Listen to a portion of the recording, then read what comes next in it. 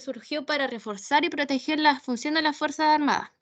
Bueno, nuestro objetivo es analizar si su uso es una necesidad en la tarea de mantener el orden y la seguridad o si representa un riesgo para la sociedad y los derechos humanos. Tenemos dos equipos con puntos de vista divergentes. Por un lado, el equipo que está a favor y por otro lado, el equipo que argumenta en contra. Cada equipo presentará su argumento. Bueno, empezando, yo estoy a favor de esta ley, ya que con mi compañero Luis creemos firmemente que el uso de armas por parte de la Fuerza Armada es una necesidad en el desempeño de su deber de mantener la seguridad y el orden público. Bueno, las fuerzas policiales se enfrentan a situaciones peligrosas y de alto riesgo, donde la violencia puede estar presente. En tales circunstancias, las armas son una gran herramienta indispensable para protegerse a sí mismos y a los ciudadanos. Además, el uso adecuado de estas por parte de los carabineros puede actuar como disuasivo eficaz contra la delincuencia y ayudar además a prevenir situaciones de más violencia, o sea, más violentas. Si se les priva de armas, podrían estar en desventaja frente a criminales armados, lo que pondría en peligro tanto su vida como la de los ciudadanos. También, por supuesto, entendemos que el uso de armas conlleva un riesgo, pero eso no significa que debamos eliminar su uso por completo. En lugar de eso, debemos enfocarnos en una capacitación adecuada y rigurosa para garantizar que los carabineros sean responsables y sepan cuándo y cómo utilizar sus armas de manera proporcional y necesaria.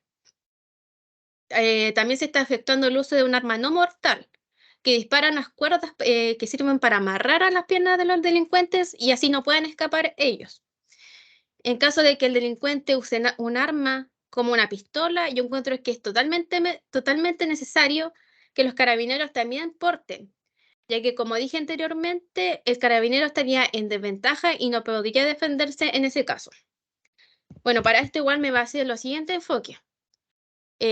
Como punto uno, me enfoqué en el realismo político, que según esta corriente representada por filósofos como Maquiavelo y Hobbes, el uso de la fuerza y las armas es un componente inevitable de la política y la sociedad humana. Consideran que la posesión y el uso de armas son necesarios para mantener el orden social y la seguridad. Y por otro lado, me enfoqué en la ética deontológica. Y los defensores de la ética deontológica, como Immanuel Kant, enfatizan que el principio de respetar la dignidad y los derechos humanos.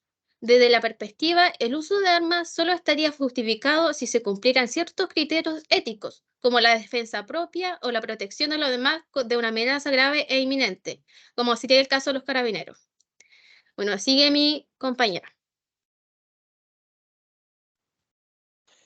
Em, yo, Luis Mancilla, también me encuentro a favor con Macarena, ya que defender y proteger a carabineros es de fundamental importancia. No hay que desvalidarlo y cuidar su integridad como persona, sus derechos, y deben actuar en defensa, sobre todo para defender a los desvalidos y a ellos mismos cuando se encuentran en desventaja ante un grupo de personas, como es evidente en la ley Neil Retamal, donde al carabinero lo matan un grupo de personas a golpe y él no hace uso de su arma, aunque la estuviera portando. ¿Por qué? Porque al final, si el carabinero se defendía, lo iban a cuestionar a él y lo iban a meter preso a él en vez de a las personas y se le va a atacar, no se le protege ni defiende.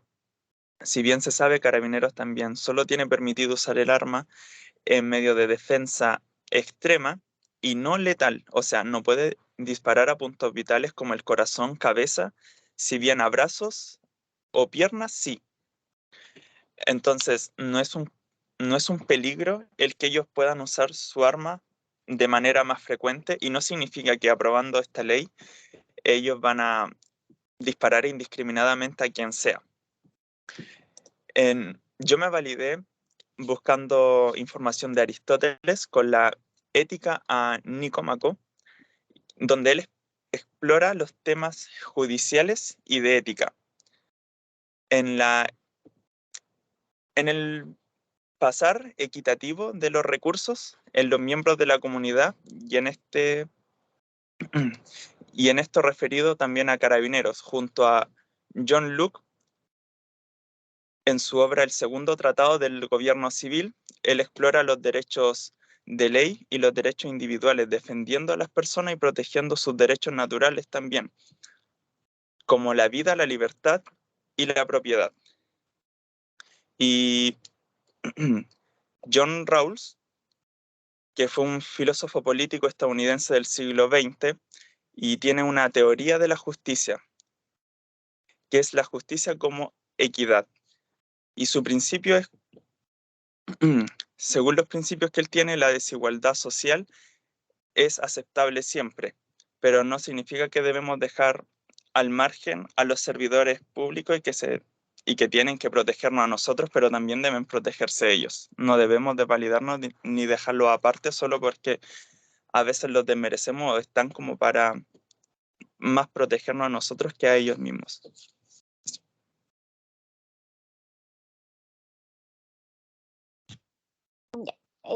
Bueno, yo, Dafne, estoy en contra de la ley Naim Retamal, ya que esta propuesta en el año 2021 fue rechazada, teniendo como fundamento los siguientes puntos: que los atentados en contra de los carabineros violentan la conciencia de nuestra sociedad, por lo mismo deben ser sancionados por las implicancias que generan estos ataques en el ejercicio de sus funciones.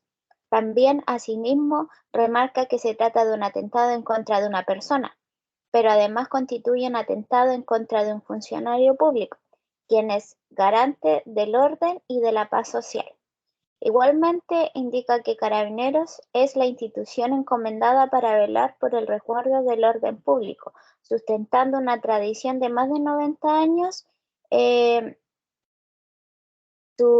sostenida en virtud no solamente del profesionalismo de sus miembros, sino que también en la legitimidad del pueblo de Chile. Por ejemplo, si un funcionario atenta contra un ciudadano, mi opinión personal es de que el carabinero sí, quizás en un problema mayor puede usar su arma de servicio, pero no siempre, ya que a veces por ser carabinero ellos se toman como muy a pecho al utilizar su arma de servicio y se aprovechan de eso. Por ejemplo, a un ciudadano, en mi opinión personal, deberían darle, si atenta contra un carabinero, deberían darle quizás no una sanción menor, sino que su sanción debería ser mayor. Por ejemplo, un presidio mayor a un grado máximo desde 15 años y un día hasta 20 años, para que los casos en que como los resultados de las lesiones queda en ofendido inhabilitado para el trabajo. También el presidio mayor en su grado medio desde los 10 años y un día hasta los 15 años en el caso de que las lesiones produzcan enfermedad, incapacidad para el trabajo por más de 30 días. Tampoco podrá optar a beneficios consagrados en la ley 18.216, sino que una vez cumplidos los 3 años de la condena, sería privado de libertad. Eso sería. Ahora dejo a mi compañera Dafne Méndez. Bueno, al igual que mi compañera Dafne Flores, yo estoy en contra de esta ley porque al estar investigando, el jefe de la ONU de Derechos Humanos de América del Sur, Juan Jarab, se refiere a esta ley como que no se ajusta al derecho internacional que tiene de los derechos humanos. Además que con esta ley se puede abrir espacios a nuevas violaciones de derechos humanos y a la impunidad. Por otra parte, también tenemos que Antonio Bascuñán, que es un abogado y académico de la Facultad de los Derechos de la Universidad Adolfo Ibáñez, en el diario El Mercurio, publicó una columna en donde cuestiona esta ley y en ella se referencia sobre la historia que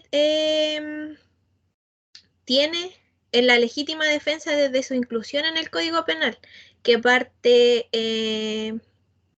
por el tema de Francia en 1810 y las diferencias que tuvo su aplicación en otros países como España y Bélgica, que tuvieron una mayor influencia en el Código Penal chileno que se redactó en 1870. Y en el caso español, la legítima defensa era más amplia cuando construyeron este Código Penal y estaba acotada a reparos de proporcionalidad, es decir, que no se justificaba en casos de desproporción extrema.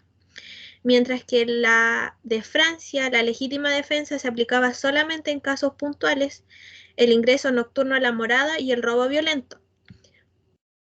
Por otra parte, Chile fue transitando desde el modelo que tenía español hacia una fórmula más parecida a la francesa, que en 1875 incluyó el escalamiento nocturno a la morada, en 1954 incorporó el robo violento y por otra parte en 1992 se extendió a casos graves de agresión y el impedimento de consumación de delitos graves contra las personas.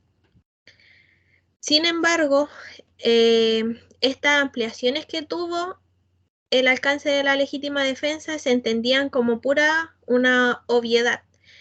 En el caso este no habrían problemas para entenderlo, pero más adelante su redacción induce a que se lea como de otra manera y que se le forme como que tenga como un doble sentido, por así decirlo. Aparte, en otro punto dice que tratándose de funcionarios policiales, esta lectura sería perversa, porque podría equivaler en la práctica a relajar las exigencias de control sobre la potencialidad letal de la propia actuación respecto precisamente de quienes están o deberían estar en condiciones de responder a mayores exigencias. Y por último, Luis de Lama, en 1881, habla sobre el derecho de la legítima defensa en su libro de Filosofía Moral, que dice que el derecho de la legítima defensa se tiene no solo cuando se ataca la vida, sino también cuando se ataca cualquiera de los derechos primordiales. Esto es decir, al derecho a la vida. Prueba que es posible llevar la defensa hasta la muerte del agresor injusto, pero que existen casos que restringen este derecho. El primer caso es cuando el daño puede ser fácilmente reparado por la autoridad o de cualquier otro modo. En este caso no se puede quitar la vida al agresor, puesto que existen otros medios para respetar nuestro derecho. El segundo caso es cuando el daño causado es insignificante en proporción al que se le causaría al agresor quitándole la vida. Menciona que también se tiene el derecho de emplear la fuerza en defensa de nuestros semejantes, porque la moral nos impone deberes para con ellos. Bueno, y explicando este punto, hace referencia a que existen distintas instancias en donde está la legítima defensa, que si bien esta ley se puede prestar como para que los funcionarios de Fuerzas Armadas es como que se aprovechen de cierta manera porque van a tener como el resguardo de esta ley.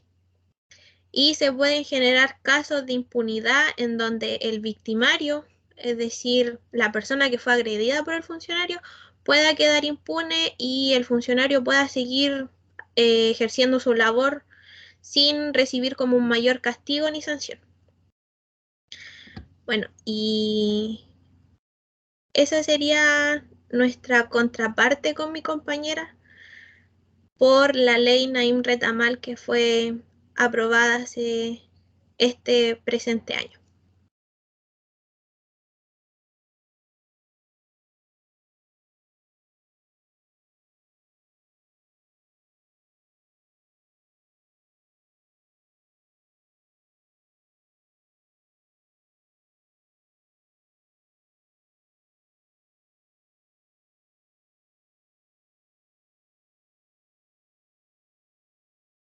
¿Ya pararon de grabar? Sí. ¿Vamos? No, ¿quién para de grabar?